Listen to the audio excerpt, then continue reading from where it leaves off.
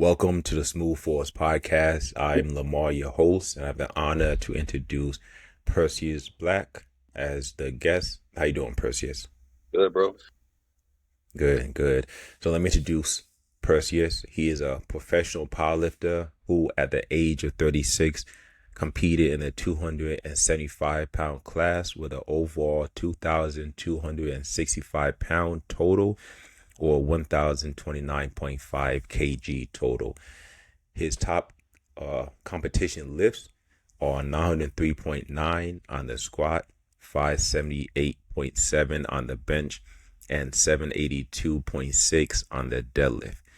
Perseus, who was born and raised in Alabama, is also an actor and owner of the Mason Johnson Collection, which consists of beard products. Thank you again for joining the Smooth Force podcast, and I guess we can talk about some fitness and a whole bunch of topics, I guess. Let's get to it, man. I like it. I like it. So let me start off with, well, first let me start off with how we first met, and we briefly spoke about it off air. We met at a nice gym in Philadelphia, and during the open lift, I actually had Tommy Knight on the podcast. I uploaded that already. Tommy Knight's a good guy. So for those who don't know, Nice Gym does open lifts, and they have big name guys. Perseus Black is one of them, and they just come to the gym and they just destroy the whole gym. They lift up every weight that you see laying around. They put it on the bar and they lift it for reps. So, whatever I do for one, they're doing about 30, 40, so it's always exciting. It's always exciting to see guys like Perseus in the gym actually lifting, and not just seeing it on video, but actually seeing it in person. So it's quite interesting. Yeah. And then we met in LA at LA Fitness Expo. And as I said to Perseus off air, humble guy, approachable guy, elite, but also approachable, which I don't think there are enough people who fit that category. So I definitely appreciate him being the person who he is. And with all that said, let's lead into question one, which is, when did you get into fitness and when did you start powerlifting? So I got into fitness, man. I can't remember if I got into it. I won't say I was born into it, but it was just something I was into my whole life. I was born in the early 80s, and if you were born in that era, in the 80s and 90s, really even the late 70s, which I didn't get a chance to experience that, but late 70s into the 80s into the 90s, men were known as, be careful to say this, 'cause I don't want to come on. Men were men back then, right? So the action Yeah. heroes were the Stallones and the Jean-Claude Van Dammes and the Arnolds, and so bodybuilding wasn't lame. It wasn't corny. Like, guys did it. My dad was one of the guys who, I won't say he never competed, never bodybuild, but guys went to the gym, Okay. right? And so hmm I was born a small town in Alabama. My mom, unfortunately, passed away when I was 4, and so it hmm left my dad to raise me. And him being a man's man, he only knew how to be a man, and that included doing man stuff, which included going to the gym. hmm And so my Yes, whole life, yes, yes.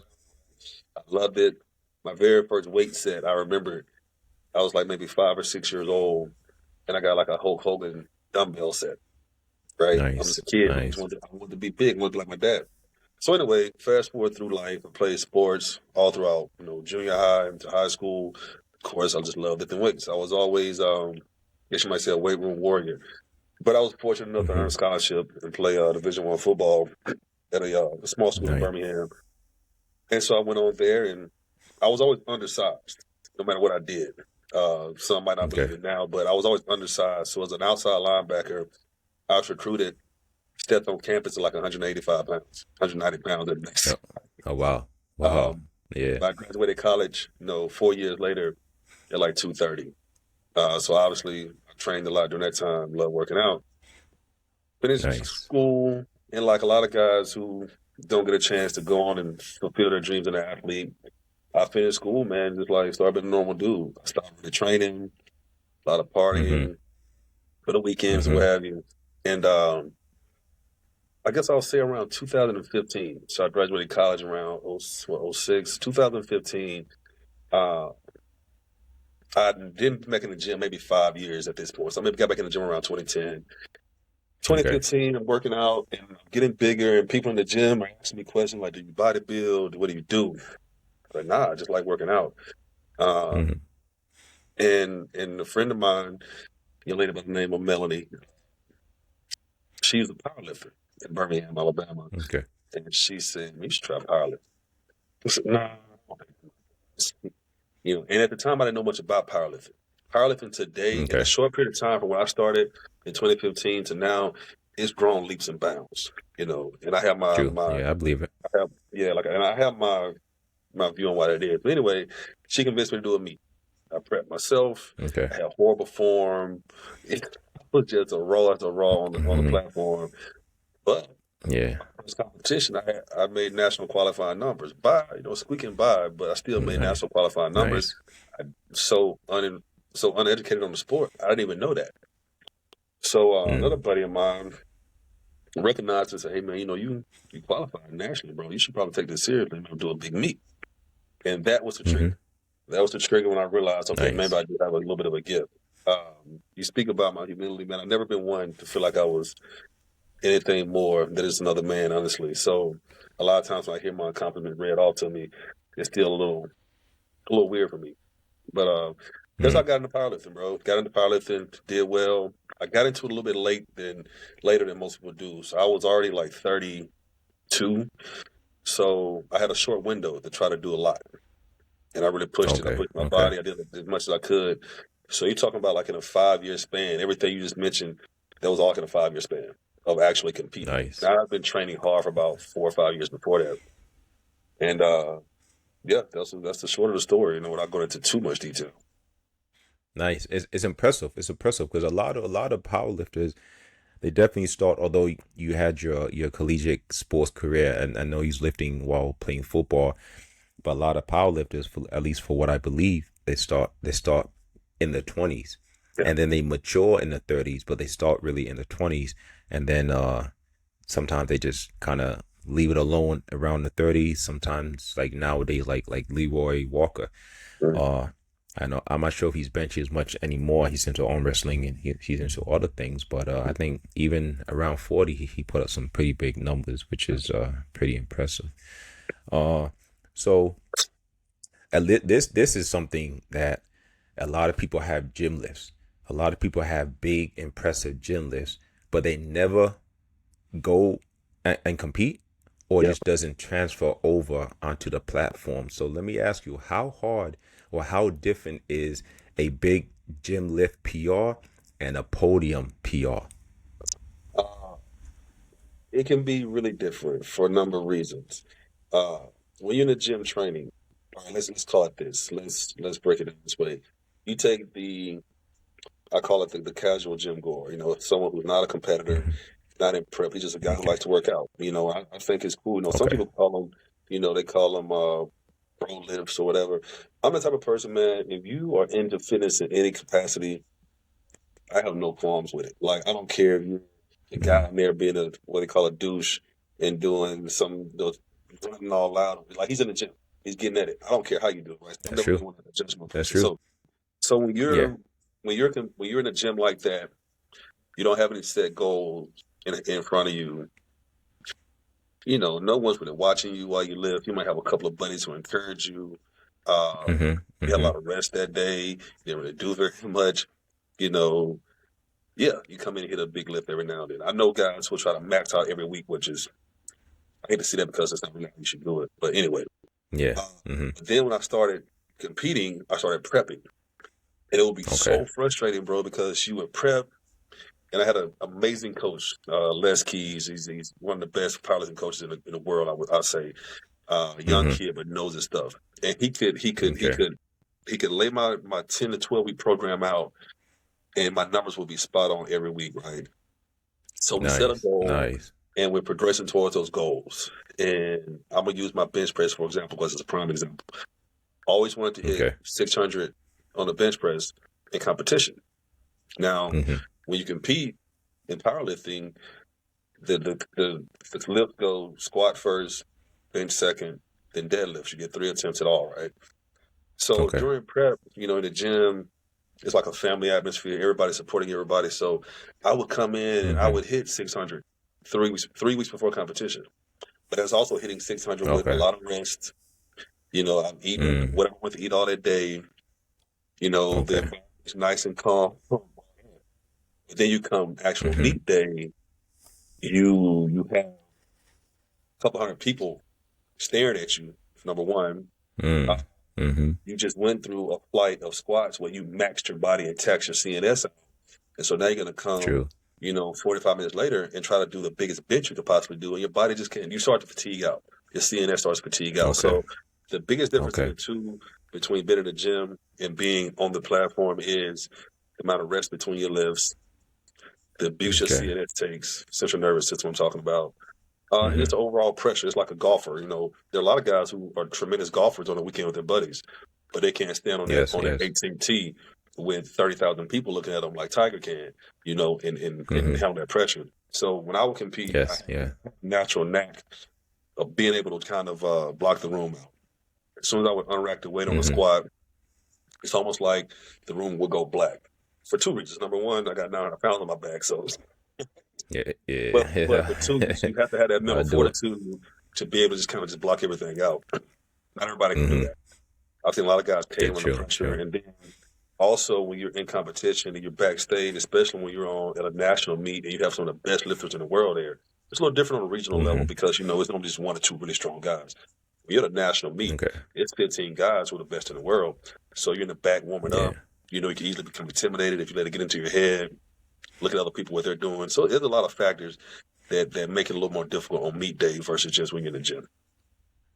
Yeah. I believe it. I 100% believe it. Makes perfect sense. I never did powerlifting. I never done a powerlifting meet. My style of training is I want to be in the middle. I want to be relatively lean and relatively strong. Uh, a powerlifter, and I said on one of my other episodes, a powerlifter is going to outlift me every time, Mm-hmm. but I'm okay with that because that's not how I train. And you Mm-hmm. also mentioned CNS, central nervous systems. A lot of times I like to, as someone who's not a powerlifter, the way I like to tap into it is, let's say for a squat, for example, I may do I like to lift medium weight. So let's say 315 is my squat that I like to do for reps, 10, 15, 20, whatever reps. For me to get a better 315, I like to go to 4 or 5, hit 4 or 5 for a few numbers, then drop down to 315. And then because that weight is that's tapping that central nervous system, so I'm feeling that heavy weight in my system, that fight or flight feel. Now I go down to 315. That 315 moves a lot smoother, although it's my third, fourth set. So I understand what you're saying, but also, and this kind of relates to powerlifting, I know there's a lot of downtime in between lifts. If I take too much time, if I take 5 minutes after my lift and then say, okay, let me do another set, my body feels cold and that 315 feels like 500, Yeah. So I definitely understand how it's harder to lift, hit those PRs on a platform than in the gym in a very controlled environment. So yeah, I definitely get what you're saying. I would add this too, man. Speaking of central nervous system, and I'm never one to give unsolicited advice in the gym to people. I don't care. Incorrect. If I see something that's going on, that's just not a thing. But it's something I Okay. do see in the gym when I talk about guys who I see who really want to get strong, and they'll come in the gym on Monday. We call it Monday because Monday's International Bench Day, right? It is. Come Yeah. in the gym on Yeah. Monday. He's that guy. He wants to bench 405. He's about 365, 370. He's trying to get the Mm-hmm. 405. He'll come in on a Monday and he'll work up with really no particular warm up. Like his reps aren't Okay. calculated, they aren't laid out. He's just whatever. Again, call it bro lifting, right? It is what it is. Yeah. And he'll attempt 365, which is his current max, and his boys will hype him up, and they'll go 375, and he can't get it. It'll get a cave Mm. on it. He'll get up. Yeah. Man, it'll be there next week. No, it won't be there next week. And what I want guys to understand is that's not how it works. And the central nervous Mm-hmm. system is the key to it. I could have my numbers off just a little bit, but the central nervous system, once you blow your central nervous system, it takes your body about 6 to 7 days to recover. So, like Mm. when your Okay. muscles fatigue out, you can recover in a Yes. couple of days and kind of get back. The central nervous system knows Yes. not to do that. So you come back that following Monday, you're not going to be any stronger than you were the previous Monday. You have to be able to Okay. progress up, try to hit those numbers, and give yourself a few weeks in between. So maxing out, Mm. if I had a 12-week prep, we never maxed out during that entire time. It was always calculated. We Okay. always Okay. based off percentages. So if your goal, like mine was 600 pounds, everything was based off percentages going up to that. 20%, Mm. 40%, 50%. And you're right. Okay. With your style of training, we call it back off set. So your reps at 315 would be considered what I call a back off set. So my typical squat day, when I was hitting them 900-pound squats, I might work up to 700-pound top set. We may do Okay. 705 or something for like 5 reps. Then we'll back it back Okay. down to 5 and some change for that 10 or 15 reps. The same thing. It's because the central nervous system works Mm. that way. So I really wish people Yes. Yes. would take time to understand that part of it. When you talk about your style of training, bro, I admire people like yourself because I think it takes more mental fortitude to be that tweener, I call it, where you come in the gym and you can lift moderately heavy weight, but also lift weights Hmm. for reps. And then you'll go bike a couple of miles, and then you'll go jog, and then I'll see you doing some other stuff. Hmm. I'm not putting my body through that kind Hmm. of torture. I'm just lifting weights, so being that Yeah. versatile is really more impressive to me than a guy who can squat 1,000 pounds. I'll be honest with I appreciate it. I like that now I'm versatile. I can do all that stuff, but it would feel pretty nice if I could walk in the gym and squat 900 pounds. you. That like I hear what you're saying. I hear what you're saying, and but that's pretty impressive. I you know what? In all honesty, I give everyone credit who goes in the gym. If I Mhm. don't care if you're benching 135 pounds, benching 600 pounds, 800 pounds, or if you're strong or not, it's the dedication that you need to do it. If you're really into it, a lot of dedication. So powerlifters like you guys, and you're not the typical powerlifter where a lot of, and is maybe not fair, but a lot of powerlifters they say are big fat guys who just are big and fat, and because of that they lift, and it's not true. Like, not, a lot of them are heavier guys, but you're that total opposite. Like, you have abs. Like, you look like a bodybuilder who is like in prep. Like, you have abs. You have, and it actually leads into my next question is, since you're not currently powerlifting, and I looked at your video, it looks like you're doing a lot of training for muscle maintenance. Uh, is that what you're doing? Is that the training that you're Yeah, doing? yeah, exactly, man. My current body weight is about 260, 255, 260, maybe Okay. 265 after a bad weekend. Right? But Yeah. that's probably I would say my walk around weight. When I was competing, my walk around off season weight was around 275. And then when I'm going to competition prep, it'll get up to 285, 290. Right? And so Okay. that's a lot. And what people have to understand, you kind of describe my body type, and I always took pride in not getting too soft, I would call it. But I have a very lean Okay. genetic. I have a very lean genetic. Mm. Always was hard for me to put on weight, and so that's a lot of the reason why I look the way I look. It wasn't necessarily that I was just that great with my diet, which I did pay attention to it. It's just my dad's a Okay. lean. My dad's 6'4" and lean build, and I'm 6'1", and that's kind of lean genetic. But Hmm. what I'm doing now is more of muscle maintenance because when I was walking around at 290, as strong as I was, it really wasn't healthy. People have to understand a man who is 290 pounds of muscle and a guy who is 290 Hmm. pounds of fat, the heart still Hmm. has to work just as hard to supply Very blood to true. that body. Now, granted, your Very cholesterol true. levels and all that are bad, but still, it's not good to be that big for a long time for anyone, whether it's muscle or whether it's fat. Call it what you want, right? Yes. And so once I Yes. retired from the sport, it was time for me to get healthier, uh, drop some of the weight, be a lot more functional. I can actually scratch my back a little bit now, put my shoes on, taking a deep Yeah. breath, all that, right? Yeah. So Yeah. it's a Perseus style training now. Most of my training rep ranges are 4 to 5 sets, 10 to 15 reps.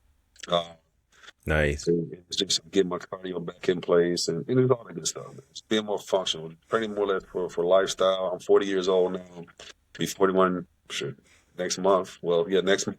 Wow. And so I'm just ready for that Nice. next phase of my life, man, where I can be functioning at a at a an old man and still get around good, and have a good time and enjoy life. So That sounds good, and that's what I was looking for. Hypertrophy. For some reason, I had a brain fart, and I couldn't think of the word hypertrophy. So I'm glad you said it. I had it on my card. I just couldn't find where I put it. Uh, I remember seeing a episode, either Ronnie Coleman or Kai Green mentioned they went up to 300 pounds as a bodybuilder, and they were lean, low percent body fat, but still just walking up a step of flights was hard. Like they were out of breath. So as lean as they are, and the small amount of fat they have on the body, and if you look at them, you're like, oh, they're super healthy. It was still exhausting just walking up a flight of steps. The body doesn't need to be that big, or it doesn't feel natural being that big. your vascular system and work just much harder. Like I said, uh, it's difficult. It's difficult. No, I kind of want to go back to something you mentioned a minute ago. Uh, you talked about being able to walk into a gym and lift a certain amount of weight. Something else individuals have to understand too. When you meet a Perseus, or you meet a Larry Wheels, or you meet a TD, Thomas Davis, or Julius TD Max, any Smash, of yeah. these people, like, and we're powerlifters. That's what we do. I did it as a profession Mm-hmm. for a short while. When you see me squat 900 pounds on a platform, Mm-hmm.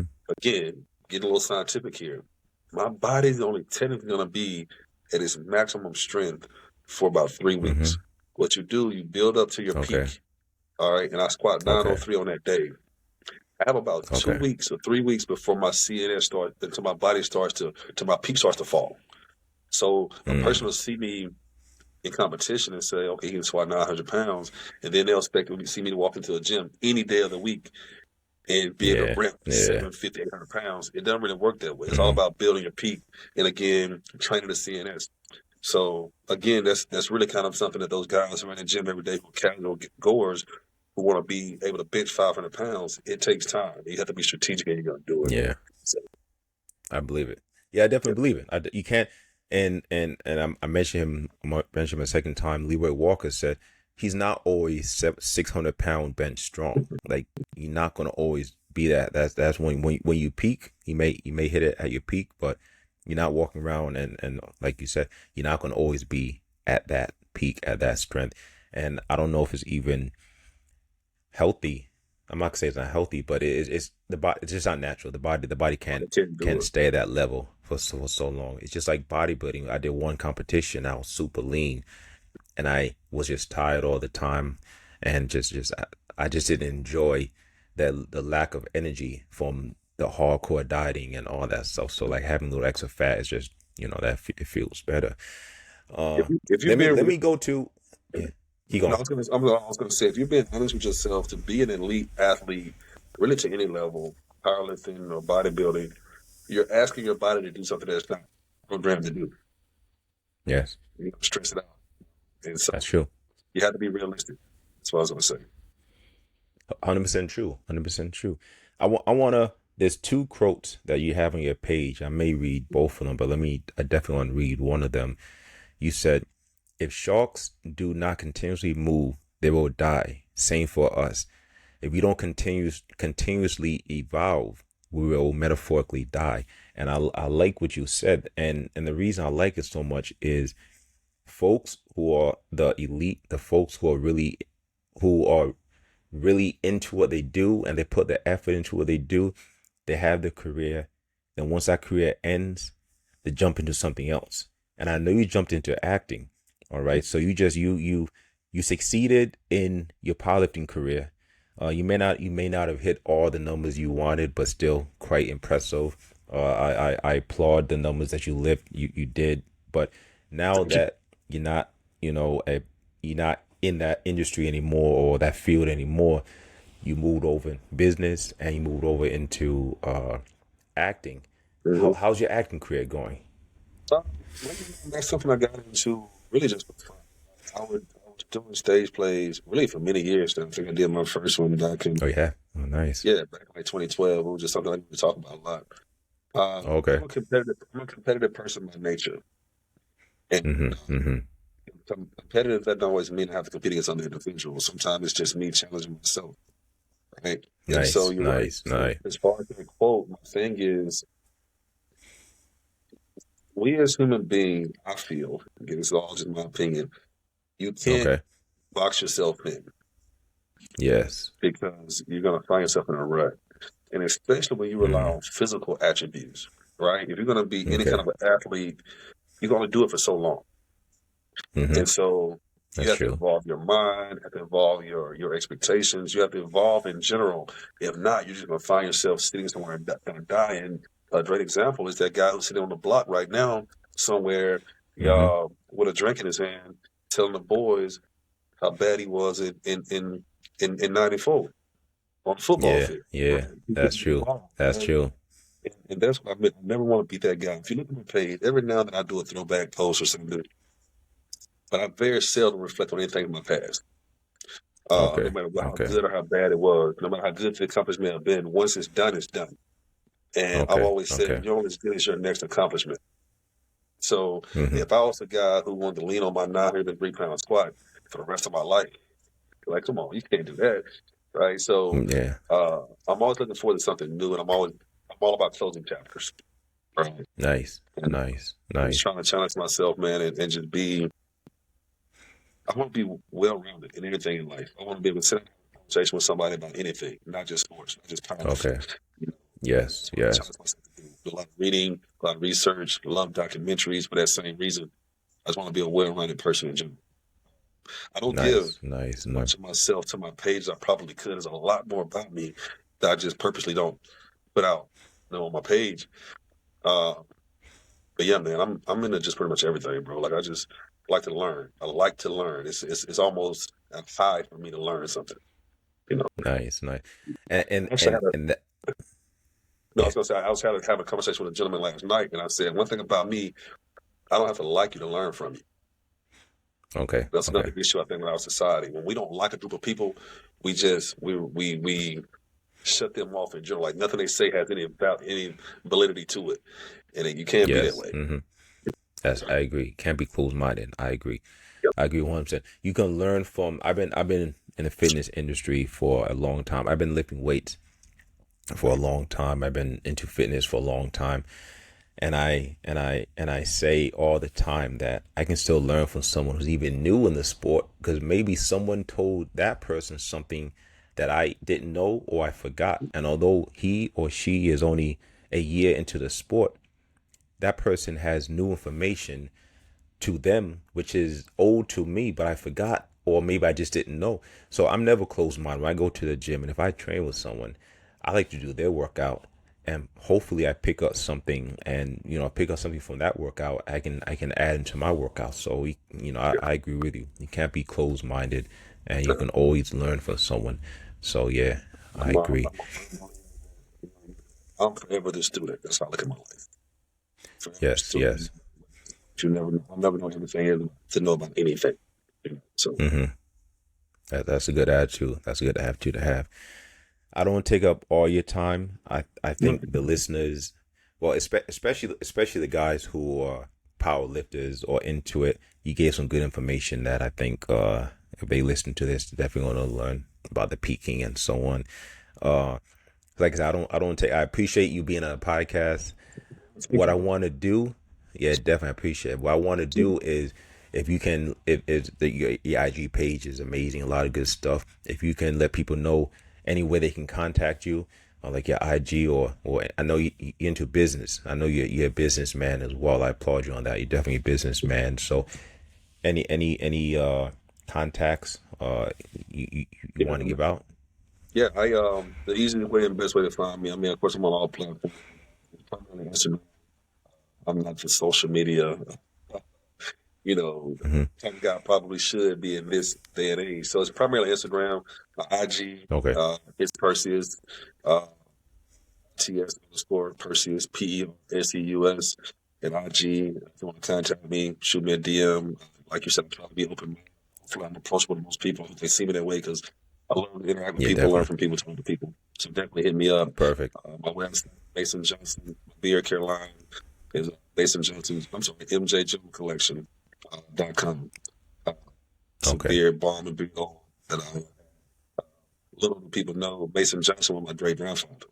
So I Oh wow. named Wow. after my great grandfather. Yeah. So Flip it Oh back. wow, So nice. yeah, well, yeah, he's a pretty dope guy. So, Nice, nice, so nice. Sounds good. Once again, I appreciate you being on the Smooth Force podcast, and I definitely hope we can do another project or something down the road. Sounds good.